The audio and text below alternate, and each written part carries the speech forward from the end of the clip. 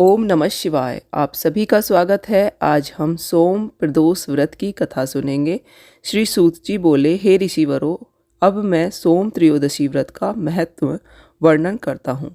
इस व्रत के करने से शिव पार्वती प्रसन्न होते हैं।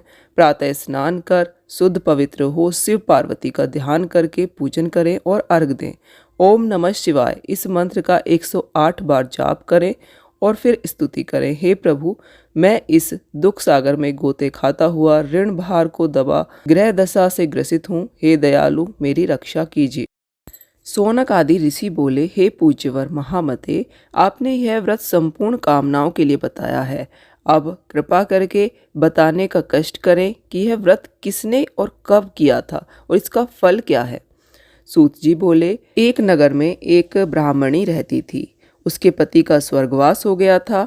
कोई भी उसका धीर धरैया न था, इसलिए वह सुबह होते ही अपने पुत्र के साथ भीख मांगने निकल जाती थी और जो भी भिक्षा से प्राप्त होता था उसी से अपना और अपने पुत्र का पेट भरती थी।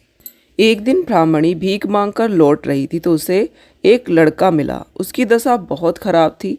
ब्राह्मणी को उस पर दया आ गई। वह उसे अपने साथ घर ले आई। वह लड़का विदर्भ का राजकुमार था।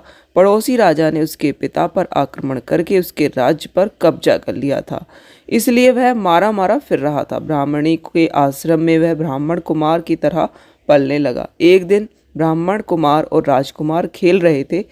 उन्हें वहां विदर्भ कन्याओं ने देख लिया। वे राजकुमार पर मोहित हो गई। ब्राह्मण कुमार तो घर लौट आया, लेकिन राजकुमार अंशुमति नामक गंधर्व कन्या से बात करता रह गया। दूसरे दिन अंशुमति अपने माता पिता को राजकुमार से मिलाने ले आई। उनको राजकुमार पसंद आया। कुछ दिनों के बाद अंशुमति के माता पिता को शंकर भगवान ने स्वप्न में आदेश दिया कि वे अपनी कन्या का विवाह राजकुमार के साथ कर दें। फलतः उन्होंने अंशुमति का विवाह राजकुमार के साथ कर दिया। ऋषियों की आज्ञा के अनुसार ब्राह्मणी और उसके दोनों पुत्र प्रदोष व्रत किया करते थे। उसके व्रत के प्रभाव से गंधर्व की सेनाओं की सहायता से राजकुमार ने विदर्भ से शत्रुओं को मार भगाया और अपने पिता के राज्य को पुनः प्राप्त कर लिया। राजकुमार ने ब्राह्मण को अपना प्रधानमंत्री बनाया और माता को राजमाता बनाया।